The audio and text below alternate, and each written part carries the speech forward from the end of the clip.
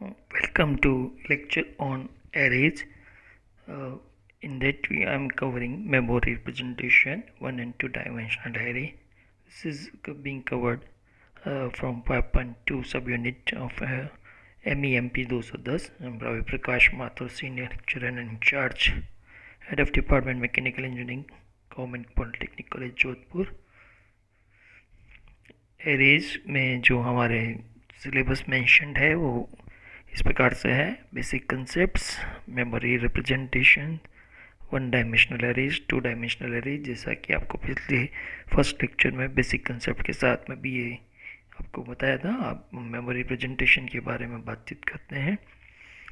Memory representation के लिए आप देखिए कि इस प्रकार से ये एक स्लाइड डिस्प्ले में है कि प्रत्येक एरे मेमोरी में एक साथ लगातार आंकड़ों को स्टोर करता है, जैसे कि इंटीजर, बुक और ये जो आर्ग्यूमेंट में जो आप देख रहे हैं लार्ज ब्रैकेट के अंदर 10 लिखा हुआ, तो इसमें बुक एक यहाँ पे एरे वेरिएबल के रूप में है और इसका हमने डिक्लेरेशन जैसे INT लिखा है, इंटीजर जो इसका डाटा टाइप का डिक्लेरेशन है ये, और 10 इसकी हम कह सकते हैं साइज है जो मेमोरी स्पेसेस में स्टोरेज होंगे. और इसका एक तरह से इस प्रकार से ये हम दे सकते हैं 10 एलिमेंट किस प्रकार से स्टोर होंगे. ये A0, A1, A2, A3, A4, A5, A6, A7, A8, A9, इस प्रकार से ये इसका एक मेमोरी रिप्रेजेंटेशन रहेगा. अगर हमें पहले डेटा का एड्रेस मालूम हो, जिसे हम बेस एड्रेस भी कहते हैं, तो सभी डेटा के एड्रेस मालूम किए जा सकते हैं. जैसे कि उपरोक्त चित्र में बेस एड्रेस 2000 है, तो A1 का एड्रेस 2012 होगा, क्योंकि प्रत्येक पूर्णांक 2 बाइट में स्टोर होगा. तो एक पूर्णांक को स्टोर होने के लिए 12 बाइट्स की ज़रूरत होगी. इसको निम्न सूत्र से भी प्रदर्शित किया जा सकता है.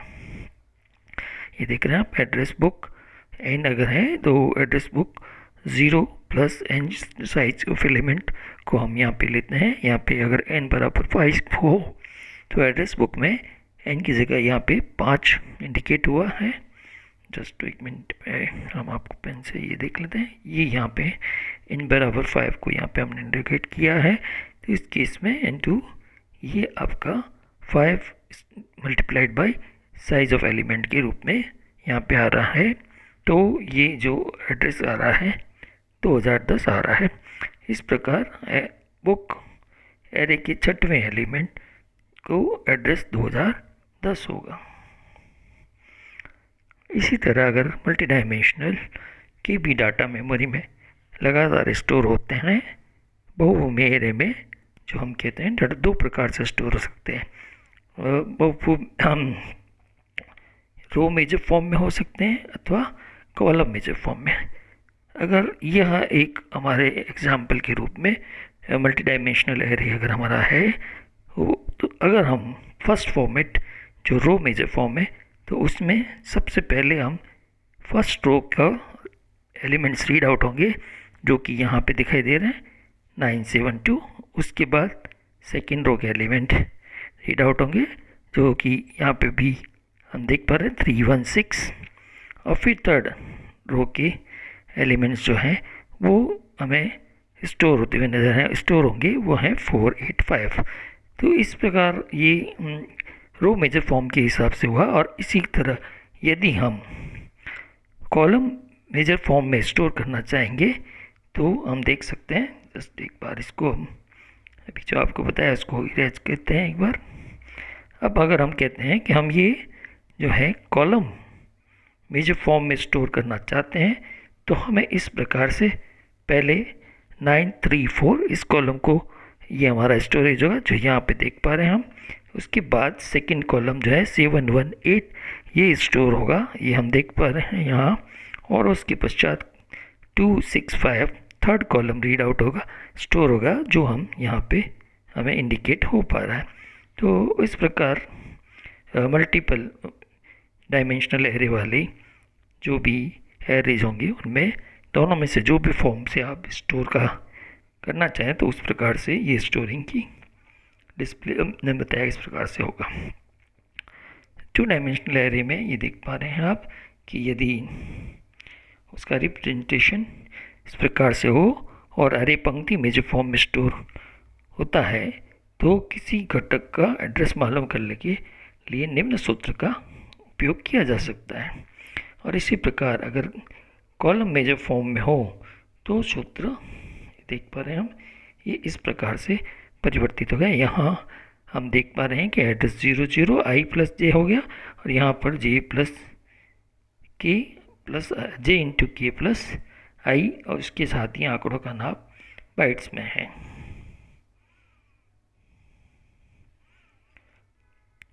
एरे के जो टाइप्स हैं वो कितने टाइप्स के हमारे जनरली काम में लिए जाते हैं ये देख पा रहे हैं, सिंगल डायमेंशनल, टू डायमेंशनल और मल्टी डायमेंशनल। जो बोर्ड ऑफ टेक्निकल एजुकेशन ने अभी हमारे राजस्थान के पॉलिटेक्निक कॉलेजेस के लिए सिलेबस प्रेस्क्राइब किया उसमें उन्होंने कवरेज में 2 को ही यहाँ पे रखा हुआ है, वो मेरा पे उन्होंने हमारे कोर्स में इनको इंपोर्ट नहीं किया है। तो हम पहले 2 के बारे में यहाँ पे थोड़ी सी चर्चा करेंगे। अब सिंगल डायमेंशनल एरे आप देख पा रहे हैं, ये जस्ट एक इस लाइन में आप देख पा रहे हैं कि x0, x1, x2, x3 और ये जा रहा है n-1 तक। तो हम कह सकते हैं इसको व्यक्त करने के लिए इनमें एक ही सब्स्ट्रिंग का प्रयोग किया जाता है, इसलिए ये सिंगल विमीय एरे इस प्रकार से हम देख पा रहे हैं, जिसमें x एक तरह से कह सकते हैं नाम एरे का नाम है और 0, 1, 2, 3 हम देख पा रहे हैं कि n तक अगर हमारे सब्स्ट्रिंग यूज करना है तो 0 से स्टार्ट होकर n-1 तक के लिए हमारे मेमोरी स्पेसेज असाइन होंगे। ये एक प्रकार का एक और उदाहरण सामने लगाया गया है कि अगर मार्क्स हमारे पास 5 मार्क्स को हमें एरे के रूप में डिस्प्ले करना है, मेमोरी में स्टोर करना है, तो ये हम देख सकते हैं marks 0, marks 1, marks 2, marks 3, marks 4 और उनकी वैल्यूज उसमें मेमोरी में असाइन की हुई है। मार्क्स 0 में, मार्क्स 0 मीन्स फर्स्ट मार्क्स जो स्पेस अलॉटेड हुआ है 75 मार्क्स अलॉटेड है, तो इसमें एरे का नाम जो है वो मार्क्स है। और आर्ग्यूमेंट हम देख पा रहे हैं इसमें कि 5 हमारे पास कुल अवयव हैं, यानी कि अगर हम कहें एरे का तो मार्क्स ब्रैकेट में उसको हम 5 लिखेंगे तो ये उसके अंदर 5 में वेरिएशन हो पाएगा। स्टाइल टोटल एरे का नाम और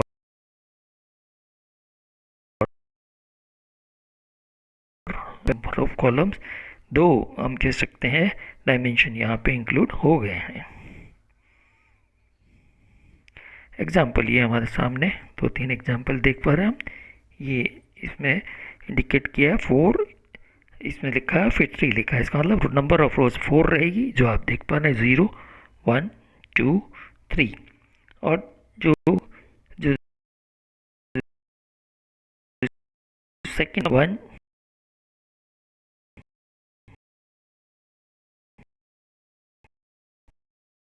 रो नंबर 0 और कॉलम नंबर 0 का एलिमेंट V00 ये इस प्रकार से आइडेंटिफाई हो सकता है। इस जो आप देख रहे हैं टेबल में एरे जो व्यक्त कर रही है इसमें V इसमें साफ दिख रहा है कि डेटा जो हमने लिखा है इंटीजर टाइप का है और 4 रो 3 कॉलम है। इस प्रकार 4/3 कुल 12 अवयव इसमें स्टोर करने की कैपेसिटी सामने आ रही है।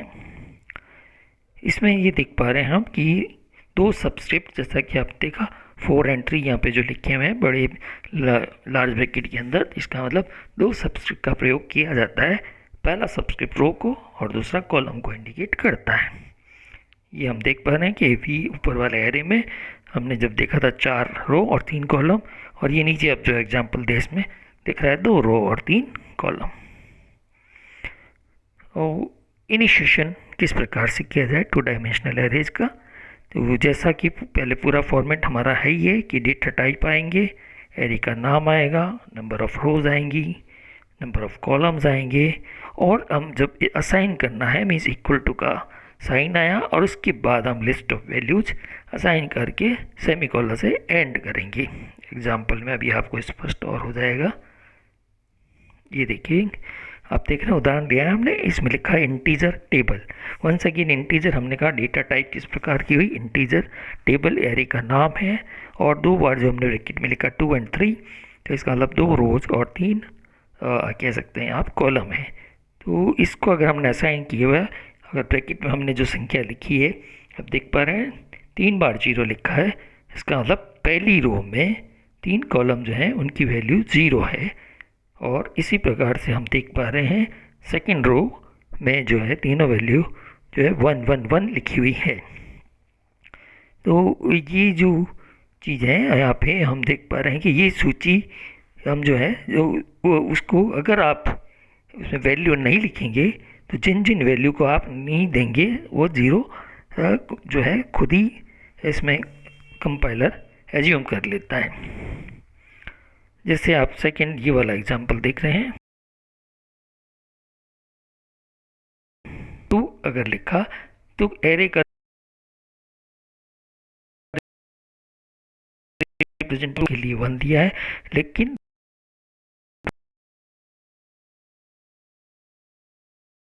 रो नंबर इसने ऑटोमेटिकली असाइन। एरे का पार्ट जो है second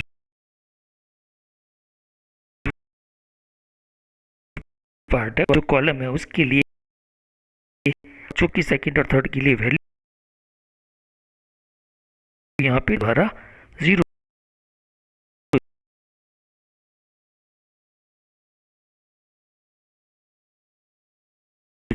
0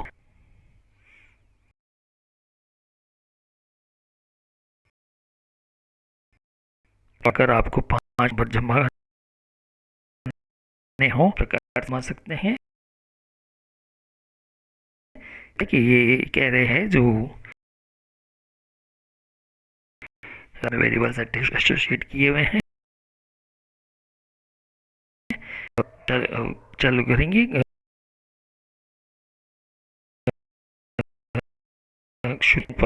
less than equal to 4 के थ्रू की जाएगी और एवरी टाइम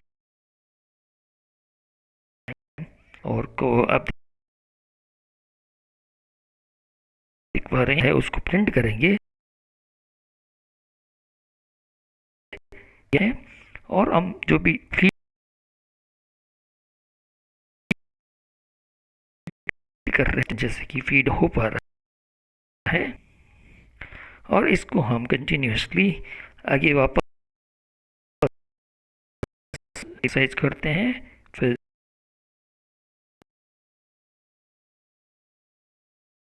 ये 1 to 5 की एक्सरसाइज की जाती है और यदि ए I equal to greater than ए जे है तो हम नेक्स्ट एक्सरसाइज में पी जो है उसको पी के इक्वल टू ए आई को रख लेते हैं और ए आई को ए जे के इक्वल रख के एक तरह से ए जे इक्वल टू पी इसमें फाइंड आउट होता है। इस एक्सरसाइज को हम रिपीट करते रहते हैं और ये हम आई बराबर 1 से लेके स्टार्ट की हुई जो है वो हमारे लेस देन 1 5 तक लेस देन इक्वल टू 1 5 तक जारी रहती हैं।